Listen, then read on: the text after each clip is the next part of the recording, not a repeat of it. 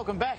With us in the studio tonight is Brian Seidler from the Master Builders Association in New South Wales. Welcome, Brian. Good evening, thank you. Now, it's pretty much a hot seat, your job these days. In New South Wales, where I think there was not the same reputation as Victoria in the building industry, or say Western Australia, where there have been so many allegations over so many years. But then in the last week, you read things that are truly disturbing. Now, is there real criminal influence in the building industry in New South Wales? Well, certainly the revelations that came through this last week from a CFMEU official, and reasonably a high-ranking CFMEU official, is very disturbing, because I think we thought that the majority of the underworld connection or the criminal activity was sort of curtailed to other states, and certainly at the time of the last Royal Commission in 2002, we didn't have great evidence of that sort of thing. We heard of perhaps some gangs being debt collectors, but it seemed to be more widespread now. Well, speaking of debt collectors, I mean, it's a pretty big deal when debt collectors are going after Harry Triguboff, as I read a couple of days ago. Yeah, and there was a lot, of money involved. $9 million, apparently, from what I read. Yeah, and the story behind it was it's just quite shocking, because I know that certain people were threatened, and yes, it was very unpleasant. Well, speaking of threats, there was that graphic footage, which I assume you saw, Peter, of three Comancheros threatening a Master Builders Association official. In fact, the Deputy President of the MBA in Victoria, and yes, they simply arrived at his place. It was actually his home. It was his home? It was his home, and blocked his exit, so I understand, and demanded payment for subcontractors. And is that sort of thing common? I mean, have you ever been threatened? Have you ever actually come across this sort of behaviour? Look, I haven't been threatened in a debt collection type situation, but in the number of years that I've been working in the industrial relations area, specifically in the building industry, I have been threatened, but they've been reported to the police and they've been handled in an appropriate way.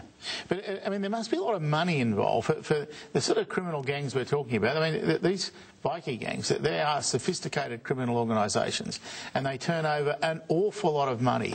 They don't go into anything unless there's a big quid in it. Where's the quid for crooks in this industry? Look, that's difficult to say, or what we hear is that when there's a debt that's outstanding, whether it be proper or not proved,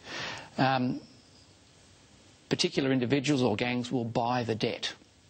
So they buy the debt off the subcontractor or the contractor and say, well, we'll buy the debt for 50%, and then whatever we collect over that 50% is, our surplus. Yeah. And you think that does happen? Well, we hear... Have you got evidence of this? No, I haven't got personal evidence, but we certainly hear from people in the industry that happens. But why wouldn't you have evidence of it? Because you're representing the builders, and of course the builders have to be in some way complicit in this behaviour. Like, it takes two to tango. If I'm paying a bribe, as an example, then I'm at fault. I'm doing something illegal, but so's the person receiving it. It's both ends, isn't it? Well, I don't know too many builders. In fact, I know of no builder who has voluntarily said, I'm going to give you money to, back off. It's always because they have a risk involved, and it is the commercial decision that drives the builder or the contractor to make the call. This is to get a job done in a certain period of time. Well, whether it's to get a job done, or whether it's just to, just recently I heard of an instance where an organiser in Sydney attended a very large job and suggested there was an amenity problem, meaning there were problems with the sheds and the toilets. If there were to be a payment made, something similar to what they call a site allowance historically, then the issue of the amenities would disappear. Look, it's just naive to say, oh, it's equally a problem from the employers. Like hell it is. Yeah, I mean, these guys, they threaten people. I'm not saying that. But it's also the cash is not just, the question of debt, money and whatever. I mean, I put it, well, my question, I suppose, is, I mean, hasn't that been one of the whole features of the building industry is, union blokes going around and, picking up a bit more cash from the workers, and it's all part of the deal. The union gets you a bit more more, and then you put a bit more back into the union. And, of course, well, go back to Keating's time, one of the strongest opponents to the idea of a GST. Some of the unions. Why? Because they're all into the cash business. Well, look, in the early 80s, it certainly was a different time then, and that was the genesis of all the problems. We did have a BLF, and we had a Building Workers Industrial Union at that time, and they amalgamated. The BLF was deregistered.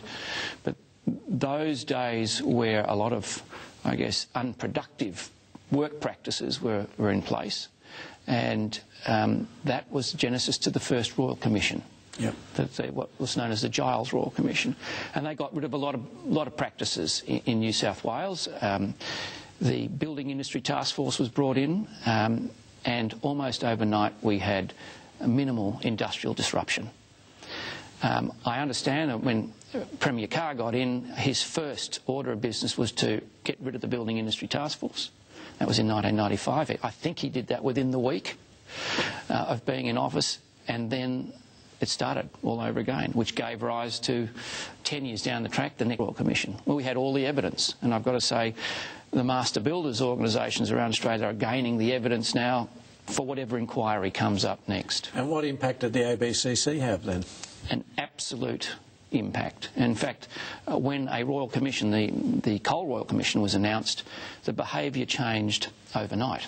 In fact, the lead-up, the evidence, the findings, and then up until, I guess, the change of government, where I know that the Rudd-Gillard government promised to get rid of the ABCC as one of their election platforms, we saw slowly but surely the tactics reintroduced. So when you say slowly but surely, the Rudd government was elected 6 years ago on round figures. And so in that 6 years, that's when it started, and it's been getting worse through that period. Is that what you're saying? Without question. And when you say it's getting worse, I mean, so far I haven't seen the evidence of money changing hands. I mean, I'm just trying to work out where, as I said, I asked you this before, but I'm still, they can buy debts. That can't be the only dollar involved here. What about getting contracts? Does the union have a say, as an example, because I'm not aware of this, in who gets what contract on a big job? I mean, Barangaroo has been the one that's received the publicity, Brian, as you know. That's the biggest site in New South Wales, arguably the biggest in the country, I suppose. It'd be pretty close. Does the union decide which contractor gets a Guernsey? I think I find it extraordinarily hard to believe that on Barangaroo the union would tap someone on the shoulder and say, you've got to engage this person. What I'm talking about is the restrictive work practices, not so much the cash payments or the introduction or the use of bikies or underworld figures.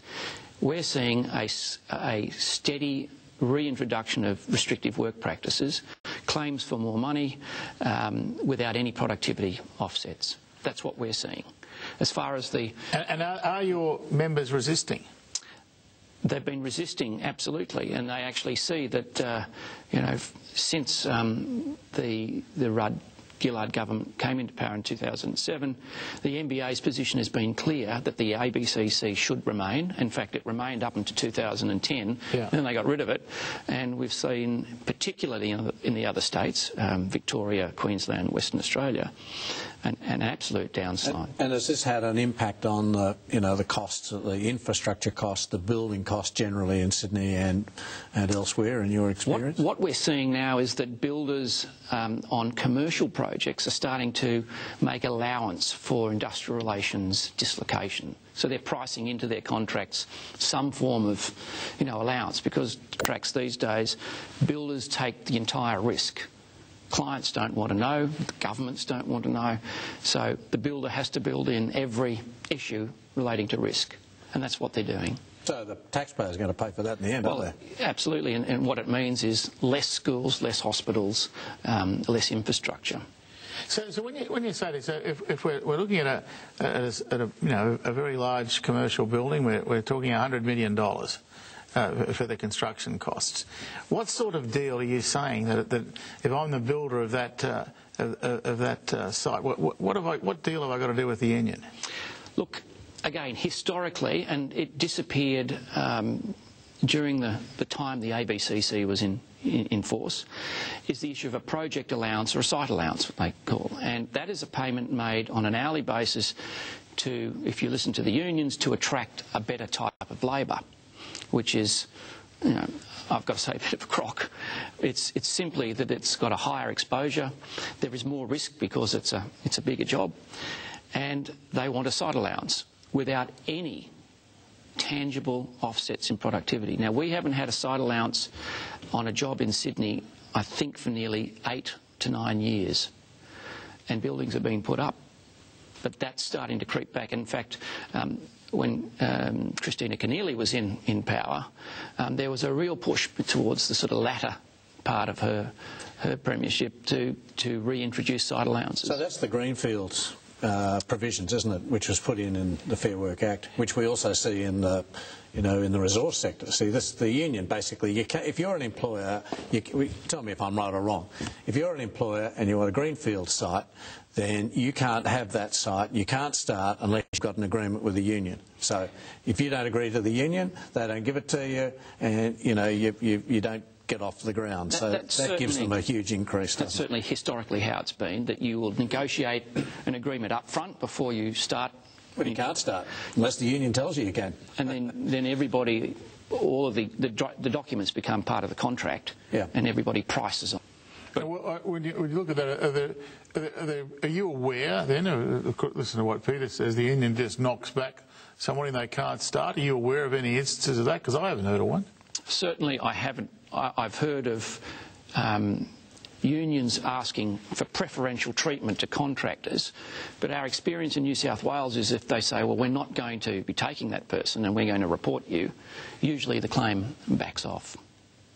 Well, there you go. You see, there's no evidence of it. There's plenty of evidence. Go to WA. I mean, why are we paying 30% more for our resource infrastructure, you know, in WA compared to the costs in the US? The fact is that we are putting ourselves into a situation where our costs are far higher than our competitors, and ultimately that means less investment. And it's very obvious in the gas business, where we've got real possibilities for exporting gas, but the trouble is the costs of getting it out of the ground and exporting it, etc., are just getting higher and higher and higher, and it's putting ourselves out of business, basically. I think the big challenge for the union movement, particularly in our industry, is to be responsible. Now, they'll argue that employers are not responsible because of safety and other issues, but if you want, I think everybody wants responsible unionism, and if they want to have a greater allowance on a particular project, then they've got to demonstrate there will be tangible productivity gains.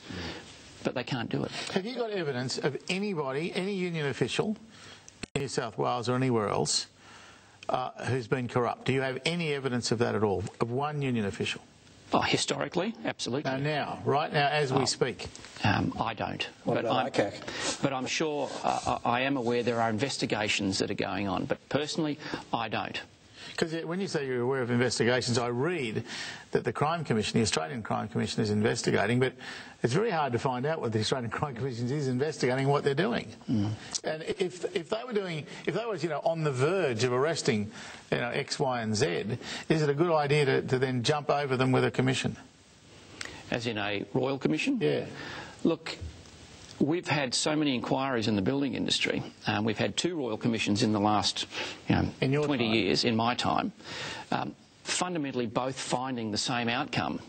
But in the second royal commission, it was one of the first recommendations to introduce a commission, or a tough cop on the beat, to oversee our industry, which gave employers the right to, or the ability to resist, and it also made unions accountable, and it worked.